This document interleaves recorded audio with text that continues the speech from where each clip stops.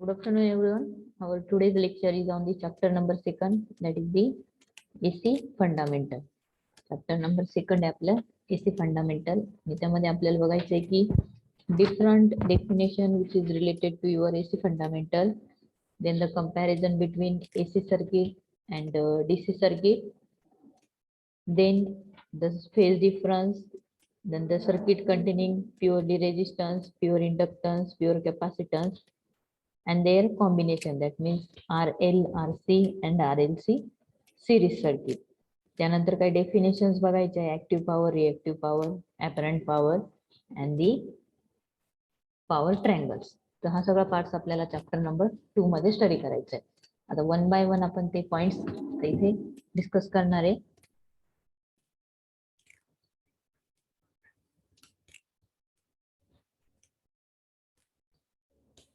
त्यातला सगळ्यात first point आहे, पहिला जो आहे तुमचा डेफिनेशन्स ऑफ एसी और डीसी क्वांटिटी. तर मी ते व्हाईट बोर्ड शेअर करते, त्यामध्ये आपल्याला दिसेलच की एसी ची वेव्हफॉर्म कशी ड्रॉ करायची असते किंवा एसी मीन्स काय. एसी म्हणजे अल्टरनेटिंग करंट. तर अल्टरनेटिंग करंट आपण with the help of your diagram discuss करणार आहे, आणि same DC quantity again with the help of your phasor diagram. तर मी स्क्रीन शेअर करते, ती शेअर करते, तुम्हाला सांगते. दिसतोय व्हाईट बोर्ड सर्वांना? स्टुडंट, व्हाईट बोर्ड दिसतोय का? Yes ma'am. ओके. आता मी ते एक क्वांटिटी ड्रॉ करते, X and Y axis. There is a two axis X and Y axis. Then this type of waveform is called as a AC. That means the quantity, आता suppose आपण इथे y axis ला current घेतला, current is represented by I, आणि x axis ला आपण time घेतला. On the x axis there is a time.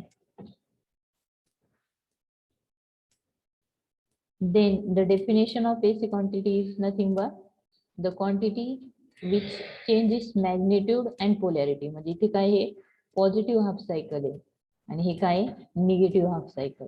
Then the quantity which changes its magnitude. म्हणजे इथे 1 2 3 4 असे जर आपण प्लॉट करत गेलो, तर सपोज इथे काहीतरी वेगळं मॅग्निट्यूड असणार आहे, इथे वेगळं मॅग्निट्यूड असेल, इथे वेगळं आणि इथे वेगळं. मग डेफिनेशन काय येईल, the quantity which change its magnitude and polarity. Positive negative झाली पोलॅरिटी, आणि वेव्हफॉर्म जशी इन्क्रीज होऊन परत डिक्रीजला येते, म्हणजे इथे काय चेंज होते, magnitude. Then the AC fundamental और the AC quantity is nothing but the quantity which change its magnitude and the polarity with respect to time is called as a AC quantity. Clear? Definition समजली? ज्या क्वांटिटीचं, म्हणजे आता इथे कुठली quantity आहे, current. करंटचा magnitude आणि पोलॅरिटी टाइमच्या रिस्पेक्टिव्ह चेंज होत आहे. That's why this called as a AC current. समजली? फेजर डायग्राम वरनं डेफिनेशन कळाली का स्टुडंट्स? Yes ma'am. इथे वाटलं तर नोट करून घ्या. Magnitude as well as direction, magnitude as well as direction,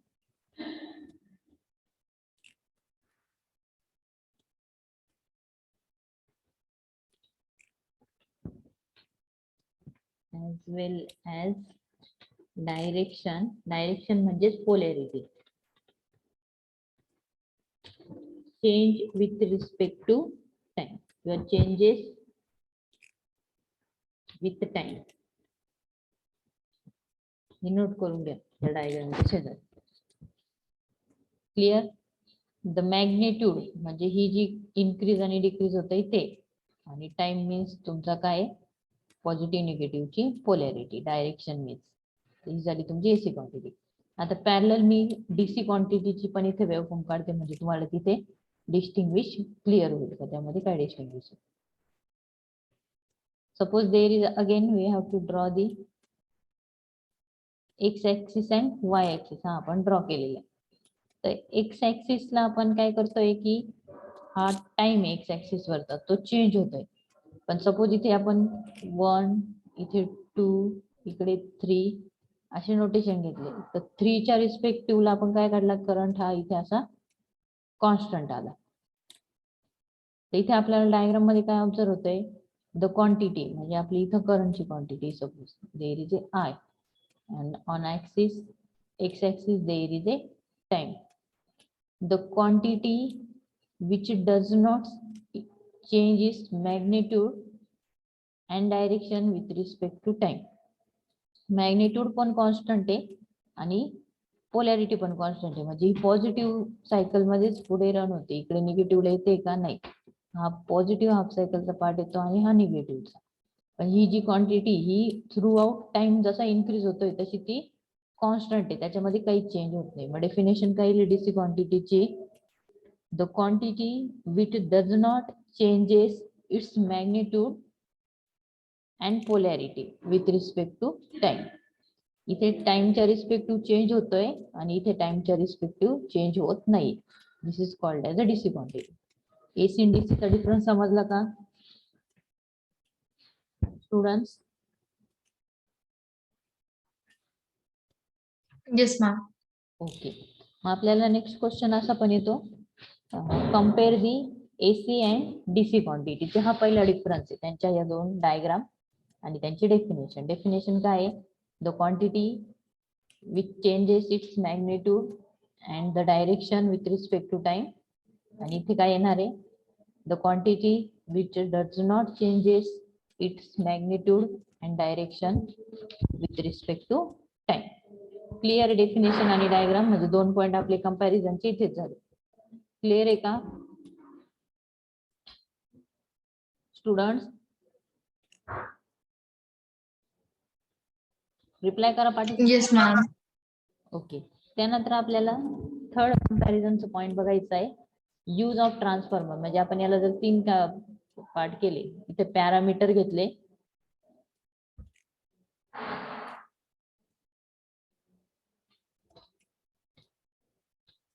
parameter म्हणजे ज्याचं आपल्याला कंपॅरिझन घ्यायची तो. मग पहिलं पॅरामीटर समजा डेफिनेशन, दुसरा parameter waveform, third parameter the use of transformer. मग जर एसी क्वांटिटी असेल तरच आपण ट्रान्सफॉर्मर यूज करू शकतो, डीसी क्वांटिटी असेल तर यूज करू शकत नाही. त्याचं रिझन असं आहे की जर डीसी असेल तर तिथे रेट ऑफ चेंज ऑफ नसतो, म्हणजे फ्लक्स प्रोड्यूस होणार नाही. आणि ट्रान्सफॉर्मर हा पूर्ण म्युच्युअल इंडक्शन वरती डिपेंड आहे, तिथे फ्लक्स प्रोड्यूस झाले तरच त्याचं वर्किंग डिपेंड आहे. So our third point is use of transformer is possible in AC आणि not possible in DC. ट्रान्सफॉर्मरचा यूज कशामध्ये पॉसिबल आहे, एसी मध्ये का डीसी मध्ये? एसी क्वांटिटी असेल तरच आपण ट्रान्सफॉर्मर यूज करू शकतो. मग यूज ऑफ ट्रान्सफॉर्मर हा तुम्ही पॅरामीटर लिहाल, नोट करा सगळ्यांनी. यूज ऑफ ट्रान्सफॉर्मर एसी मध्ये पॉसिबल आणि डीसी मध्ये नॉट पॉसिबल. केलं नोट सर्वांनी? स्टुडंट नोट केलं का? Yes ma'am. ओके. त्यानंतर पुढचं डिस्ट्रीब्युशन इफिशियन्सी, म्हणजे जे आपले ट्रान्समिशन, डिस्ट्रीब्युशन, जनरेशन हे जे 3 टाइप्स आहे पॉवर सिस्टीमचे, तर त्याच्यामध्ये डिस्ट्रीब्युशन इफिशियन्सी येते.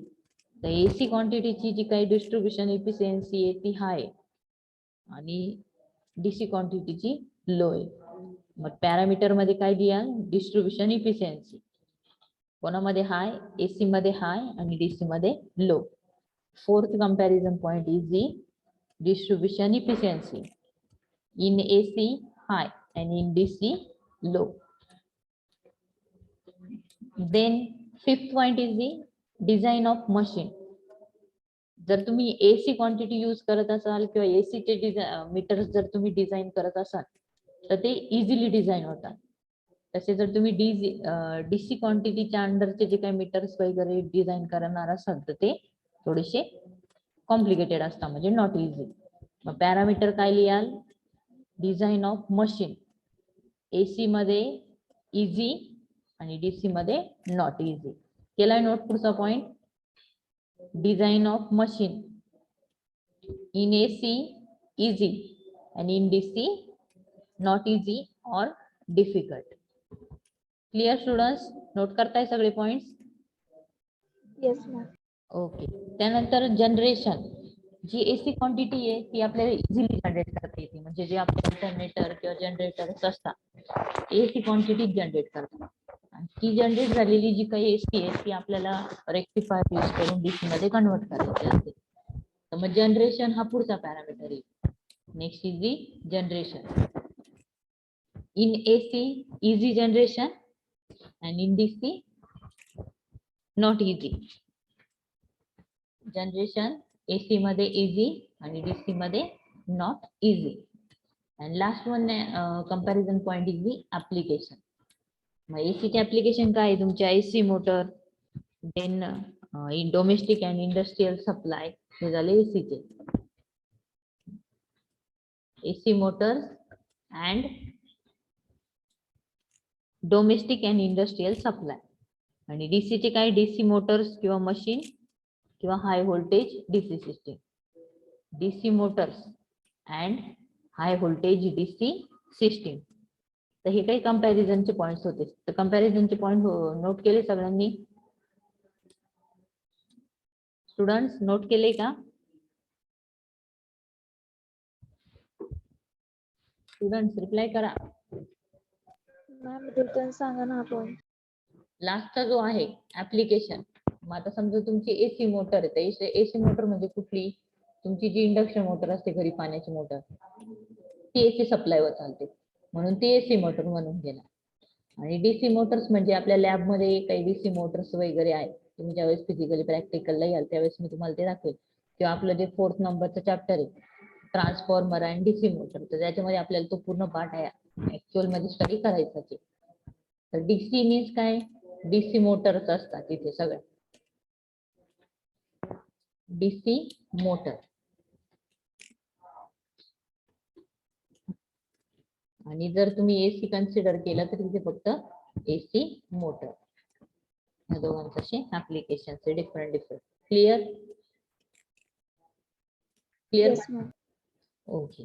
आता त्यानंतर आपल्याला बघायचे advantage of AC over DC. हा 2 मार्क्स साठी किंवा 4 मार्क्स साठी विचारला जाणारा क्वेश्चन आहे. Advantage of AC over DC. जे आपण ऍप्लिकेशन बघितले किंवा आपण जे काही कंपॅरिझनचे पॉइंट बघितले तेच त्याचे ऍडव्हान्टेज म्हणून कन्सिडर होऊ शकतो. तर पहिला ऍडव्हान्टेज काय येणार आहे, कोण सांगू शकतो का? Advantage of AC over DC. Question एकदम छोटा आहे पण त्याला आपल्याला मार्क्स हे मिळणार. आपण यूज ऑफ ट्रान्सफॉर्मर हा पॅरामीटर लिहिला होता. तर कोणामध्ये पॉसिबल होतो यूज ऑफ ट्रान्सफॉर्मर? एसी मध्ये. यूज ऑफ ट्रान्सफॉर्मर एसी मध्ये पॉसिबल आहे म्हणून तो त्याचा काय झाला ऍडव्हान्टेज. हा त्याचा first advantage use of transformer. Then second advantage काय येईल, दुसरा पॅरामीटर लिहिला होता आपण, कुठला होता कंपॅरिझनचा. त्याच्यानंतर कुठला पॉइंट घेतला होता बघा, तुम्ही नोट केला असेल तुमच्याकडे असेल ते बोला. कुठला पॉइंट घेतला होता? Distribution efficiency. Distribution efficiency.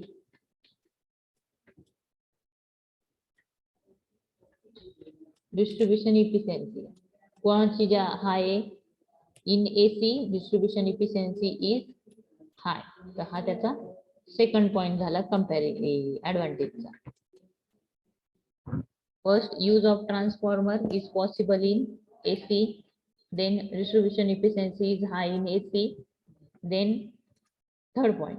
आता तिसरं काय, जनरेशन कोणामध्ये इझी आहे आणि कोणामध्ये डिफिकल्ट आहे बोला. जनरेशन एसी मध्ये इझी अँड डीसी मध्ये very good. Generation is easy in case of AC. हा तिसरा पॉइंट झाला की तो आपण ऍडव्हान्टेज म्हणून कन्सिडर करू शकतो. Generation is easy in AC. Then fourth काय घेऊ शकतो, डिझाईन ऑफ मशीन. सांगा कोणामध्ये इझी आणि कोणामध्ये डिफिकल्ट आहे? Design of machine. एसी मध्ये इझी अँड डीसी मध्ये. Very good. मॅम बोला. वेटिंग रूम मध्ये काही जण आहेत, त्यांना ऍड करा ना.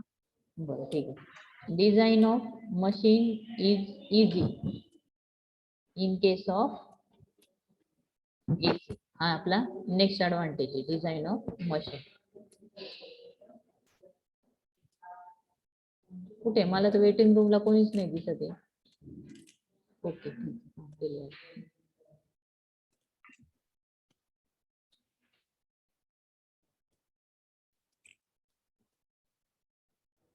use of transformer, then design of machine, then distribution efficiency, and the generation is easy in case of AC.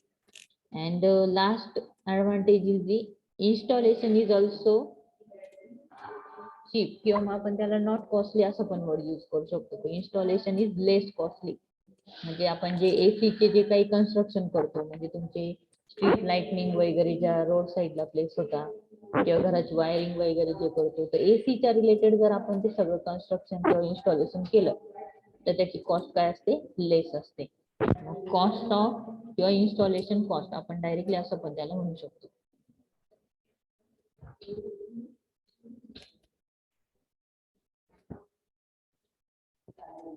Installation cost is लेस. हे सगळे पॉइंट नोट करून घ्या. इझी पॉइंट्स आहे, बट तुम्हाला ते लक्षात राहिले पाहिजे. कोण रिपीट करून सांगतं advantage of AC over DC? Students,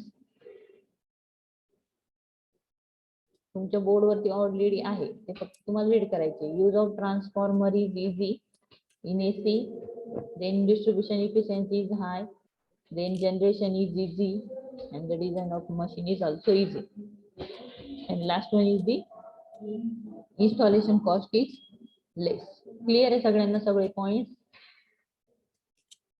students okay. आता त्यानंतर आपल्याला त्याच्यातल्या काही बेसिक डेफिनेशन्स आहे. डेफिनेशन इझी आहे, फक्त तुम्हाला फॉर्म्युला जसे आपण मॅग्नेटिक सर्किटच्या डेफिनेशन फॉर्म्युल्याच्या टर्म्स मध्ये लर्न केले होते, सेम त्याच मॅनर मध्ये परत तुम्हाला आता इथे एसी फंडामेंटलच्या काही टर्म्स आहे त्या इथे तुम्हाला आता नोट करायच्या. 101% याच्यापैकी 4 किंवा 5 डेफिनेशन या पेपरला तुम्हाला फिजिकल मोड मध्ये पेपर झाला तरी त्या 1 मार्क्स साठी विचारले जातील. ऑनलाईन जरी पेपर असेल तर 1 मार्क्स साठी ह्या डेफिनेशन विचारलं जातं. सगळ्यात पहिली डेफिनेशन आहे ती तुमची वेव्ह फॉर्मची. कोण सांगू शकेल? ही जी मी डायग्राम काढली याला आपण काय म्हणतो? Wave forms. आता कर्सर रोटेट होतो, तो दिसतोय का सगळ्यांना? Students yes ma'am. हा, तर मग ही झाली, ही वेव्ह फॉर्म झाली. तर मग या वेव्ह फॉर्मला आता आपल्याला डेफिनेशन मध्ये कन्वर्ट करायचं. येईल सांगता वेव्ह फॉर्मची डेफिनेशन? ठीक आहे, आता इकडे लक्ष द्या. Wave form is a graph. हा काय ग्राफ आहे, कोणाच्या इन बिटवीन आहे? Wave form is a graph of magnitude. इथं आपण मॅग्निट्यूड रिप्रेझेंट केलेलं आहे आणि इकडे टाइम रिप्रेझेंट केलेला आहे. Wave form is a graph of magnitude of an AC quantity. ही कोणती क्वांटिटी आहे? AC quantity. Waveform is a graph of an magnitude of AC quantity against the time. कोणाच्या against graph draw केलेला आहे? Against the time. किंवा एकदम short language मध्ये आपण असं म्हणू शकतो, waveform is nothing but the graphical representation of any quantity. ग्राफच्या फॉर्म मध्ये आपण ज्या क्वांटिटीला रिप्रेझेंट करतो आणि त्याच्या थ्रू जे काही ऑप्शन होतं त्याला आपण काय म्हणणार आहे? याचे वेव्हफॉर्म. सगळ्यांनी नोट करा. Waveform is a graph. Waveform is a graph of magnitude of an AC quantity. कोणाचं मॅग्निट्यूड? तर एसी क्वांटिटीचं. Magnitude of an AC quantity against the time. केले नोट सगळ्यांनी? वेव्हफॉर्मची डेफिनेशन नोट केली का? मॅम रिटर्न सांगा ना. बरं ठीक आहे, एकदा मी व्हाईट बोर्ड लिहिते. Waveform is a graph of magnitude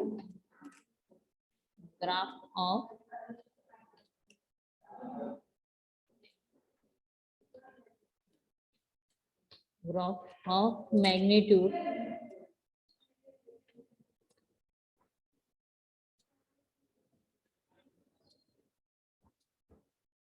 of an AC quantity against time.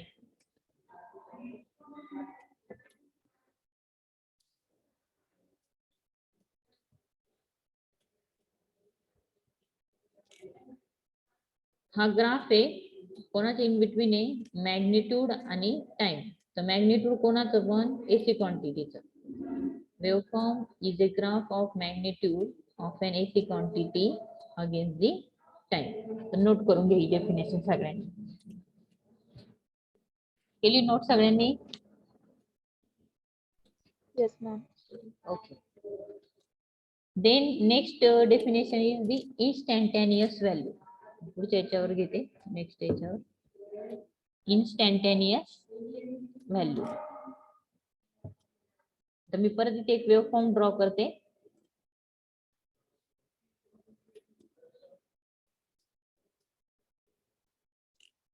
इथे y ऍक्सिस ड्रॉ केला आहे आणि हा x ऍक्सिस ड्रॉ केला आहे. आणि आता मला एखादी क्वांटिटी ती ड्रॉ करायची. तर सपोज मी ओव्हरऑल जो पहिले ठीक आहे वेव फॉर्म ड्रॉ करून घेते आणि मग त्याला टाइम पिरियड मध्ये नोटेशन. तर फर्स्ट वन सपोज इथे T1 टाइम पिरियड आहे. परत इथे T2 टाइम पिरियड घेतला. इथे T3 time period. Then here T4, here T5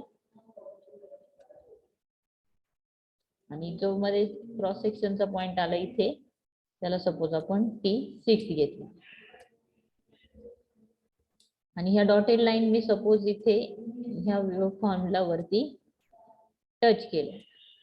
तर इथे त्याच्यावरून आपल्याला काय कन्क्लुजन भेटतंय, एका पर्टिक्युलर इन्स्टंटला आपण एक एक पॉइंट कन्सिडर केला. म्हणजे ही जी हाफ वेव्ह क्रिएट झाली तर ती at instant T1, at instant T2. T1 इन्स्टंटला आपल्याला हा पॉइंट भेटलाय.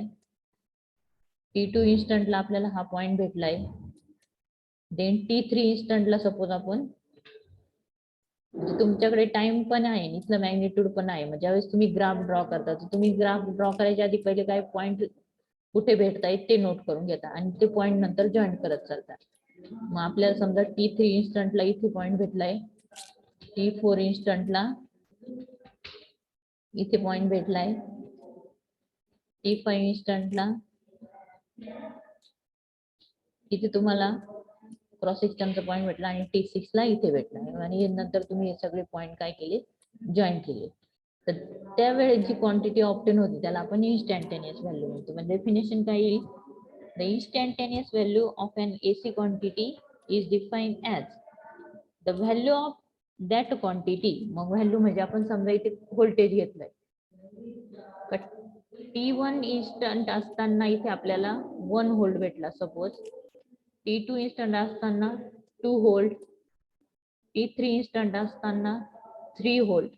मग डेफिनेशन काय एकदम केअरफुली लिसन करा. Instantaneous value of an AC quantity. ही कुठली क्वांटिटी आहे, AC quantity.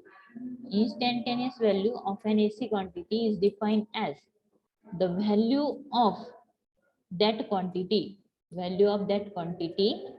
at a particular instant of time. Value of that quantity at a particular instant of time. मग सपोज आपण 1 साठी घेऊया तर व्हॅल्यू किती आहे एसी क्वांटिटीची 1 आहे आणि त्याच्यासाठी टाइम इन्स्टंट कोणता आहे T1 आहे. Then value of AC quantity is 2 and that for that T2 is the time instant. Definition काय येईल, instantaneous value of an AC quantity is defined as the value of that quantity at a particular instant of time.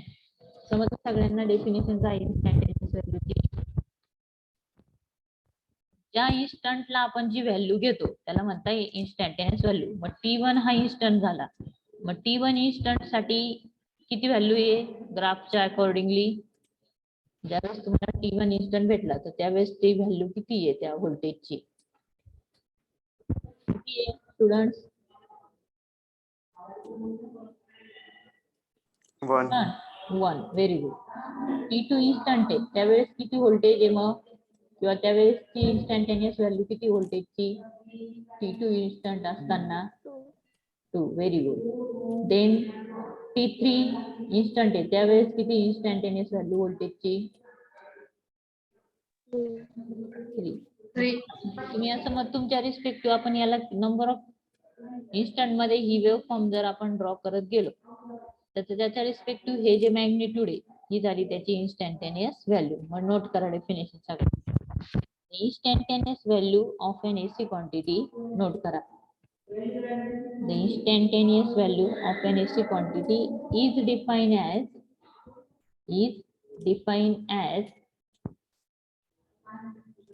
the value of quantity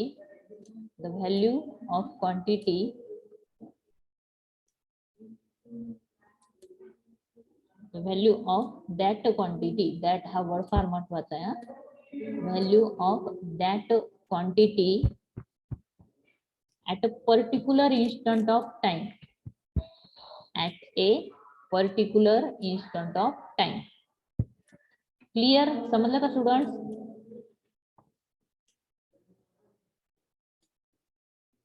अरे समजलं का students?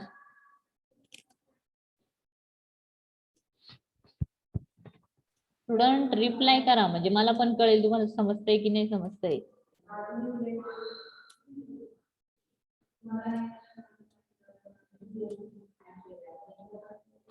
आवाज येतोय का माझा students? Yes, ma'am. Okay. Then next definition is of cycle. Next definition कुठली आपली? Cycle. आता त्याच्यासाठी आता इकडं व्यवस्थित लक्ष द्या मी काय सांगते त्याच्याकडे. ही जी वेव्ह फॉर्म आहे ह्याच डायग्राम वरून आपण त्याला कन्सिडर करू. पॉझिटिव्ह एक हाफ सायकल आहे आणि निगेटिव्ह हाफ सायकल आहे. म्हणजे जी आपण वेव्ह फॉर्म ड्रॉ करतो त्याच्यामध्ये दोन पोर्शन आहे. Upper most is G positive. ठीक आहे आपण न्यू वेव्ह फॉर्म ड्रॉ करू. इथे बघा ही झाली तुमची काय वेव्ह फॉर्म. आपण याला काय म्हणतो आपल्या ओन लँग्वेज मध्ये वेव्ह फॉर्म. पण त्याच्यामध्ये ती वेव्ह फॉर्म दोन पोर्शन मध्ये डिवायडेड आहे. This one is the positive portion आणि this one is the negative portion. इथपर्यंत क्लिअर आहे का मी जे काय सांगितलं ते? ही काय झाली एक वेव्ह फॉर्म आणि ती दोन पोर्शन मध्ये डिवायडेड आहे. First one is the positive and second one is the negative. आणि ही काय जी वेव्ह फॉर्म आहे ती नंबर ऑफ टाइम्स रिपीट होते. म्हणजे आपण इथे याला अजून रिपिटेशन मध्ये परत इकडे असं ड्रॉ करू शकतो. ही जी वेव्ह फॉर्म आहे ती तुमची नंबर ऑफ टाइम्स अशी रिपीट पण होणार आहे. Again for the positive negative positive negative. Then आता आपल्याला ऍक्च्युअल डेफिनेशन काय आहे? Each repetition consist of one positive and one identical negative part. म्हणजे जेवढा पॉझिटिव्हचा असतो तेवढाच निगेटिव्हचा. Each repetition consist of one positive and identical negative part and that part is called as a one cycle of the wave form. म्हणजे ही एवढा part काय झाला तुमचा वन सायकल इथपर्यंत. परत आपण इथे एंड केला तर हे काय झालं दुसरं सायकल. म्हणजे जेवढा पॉझिटिव्हचा पार्ट तेवढाच निगेटिव्हचा पार्ट असेल तर आपली जी काही वेव्ह फॉर्म ऑब्टेन होते त्याला आपण म्हणतो one cycle. Clear? Each repetition consists of one positive and one identical negative part and this is called as a one cycle of the waveform. समजलं का सायकलची डेफिनेशन? मी इथपर्यंत सायकल नाही म्हटले. एवढाच पार्ट का म्हटले का जेवढा इथे पॉझिटिव्हचा पार्ट आहे तेवढाच खाली निगेटिव्हचा आहे आणि पॉझिटिव्ह निगेटिव्ह दोन्ही कंबाईन करून आपली वन सायकल क्रिएट होते. Clear students?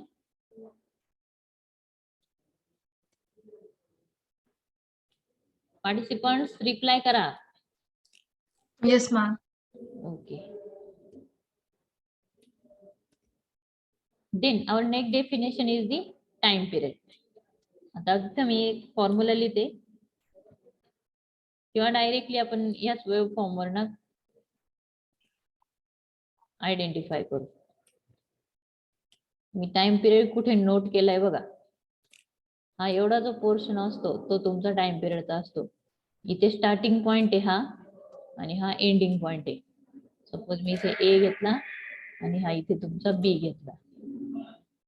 तर डायग्राम वरनं आपल्याला काय ऑब्झर्व होतंय, time taken to complete one cycle.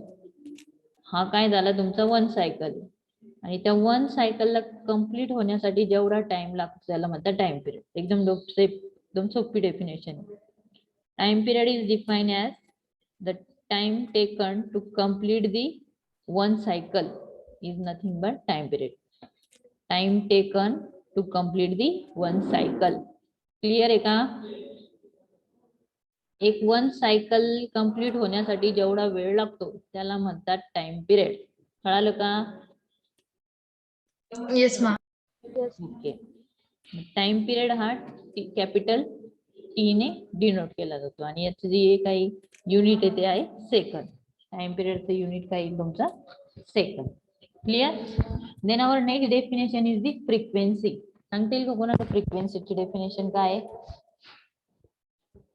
Definition of frequency मी फॉर्म्युला लिहिते त्यावरनं तुम्हाला डेफिनेशन सांगा. F is equal to 1/t. मग काय definition? Frequency is equal to 1/टाइम. मग डेफिनेशन काय येईल? Frequency is the reciprocal of time required. अजून मॉडिफाईड येईल. ही पण बरोबरच सांगितली. अजून मॉडिफाईड डेफिनेशन काय येईल? Total number of cycles taken place in a particular time period. Very good. Exactly correct. कोण सांगितले आन्सर? Om Patel. आता इथे एका टाइम पिरियड मध्ये आता ही एक वेव्ह फॉर्म आहे. समजा मी आता दुसरी वेव्ह फॉर्म ड्रॉ केली आणि याच्यामध्ये मी या अशा नंबर ऑफ सायकल इथे ड्रॉ केले इथपर्यंत आणि एवढा जो टाइम आहे त्याला मी टी कन्सिडर केलं. मग ह्या डायग्राम वरून आपल्याला काय क्लिअर होतंय, नंबर ऑफ सायकल म्हणजे इथपर्यंत ही one cycle, again this is two cycle, 3 cycle and 4 cycle. म्हणजे 4 टाइम तुमची एक सायकल आहे ती रिपीट झालेली. मग डेफिनेशन कशी? Number of cycles completed in 1 second. Number of cycles completed in 1 second is nothing but your frequency. Clear? Number of cycle completed in given time period किंवा 1 cycle. Time पिरियडच्या respective मध्ये जेवढ्या number of cycles complete होतात त्याला frequency म्हणतात. समजलं का student? Yes ma'am. Number of cycles completed by an alternating quantity in 1 second. अशी definition note करून घ्या. Frequency is defined as number of cycle completed by an alternating quantity in 1 second. ठीक आहे. आणि फ्रिक्वेन्सी कशाने डिनोट केली जाते? F. आणि formula is 1/t. Formula is 1/t. केले नोट सगळ्यांनी? एवढं नोट केलंय का इथपर्यंत सगळ्यांनी? Yes ma'am. Then our next definition is the amplitude. आता मी नवीन वेव्ह फॉर्म ड्रॉ करते. Next one is the amplitude.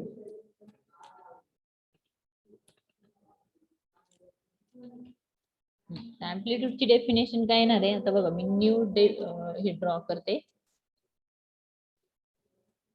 He wave form draw करते मी. एक्स ऍक्सिस घेतलाय आणि त्याच्या रिस्पेक्टिव्ह वाय ऍक्सिस घेतलाय. तर एक्स ऍक्सिसला काय असतो जनरली तुमचा टाइम.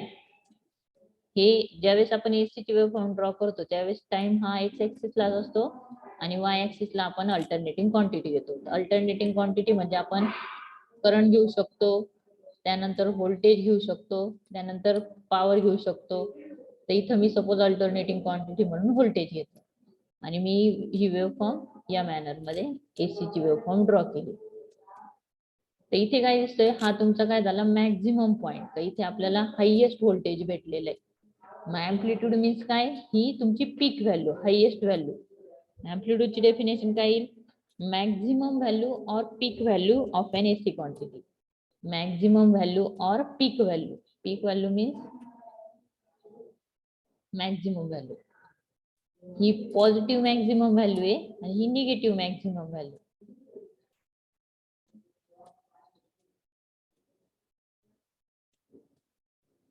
हा जो एवढा पोर्शन असतो तो झाला तुमचा, त्याला आपण सपोज VM ने डिनोट करू. VM म्हणजे काय, मॅक्झिमम. M काय आहे, मॅक्झिममचा. Amplitude is defined as peak value or maximum value of an AC quantity. Amplitude is equal to maximum value of AC quantity. कळलं definition student? Yes ma'am. Maximum value of AC quantity हे note करून ठेवा कुठेतरी.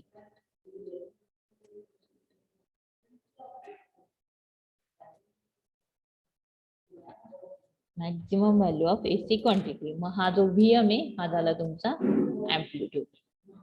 हा जो एवढा portion दिसतोय हा तुमचा VM चा आहे आणि त्यालाच काय म्हणताय, ऍज अ अँप्लिट्यूड किंवा तुमची maximum value. Clear students? Yes ma'am. Okay. आता आपली मीटिंग जर एंड झाली तर परत ह्याच लिंकला सगळ्यांनी जॉईन करा. तोपर्यंत आपण नेक्स्ट डेफिनेशन घेऊया. Angular velocity. Angular velocity generally denoted by omega. Next definition is angular velocity.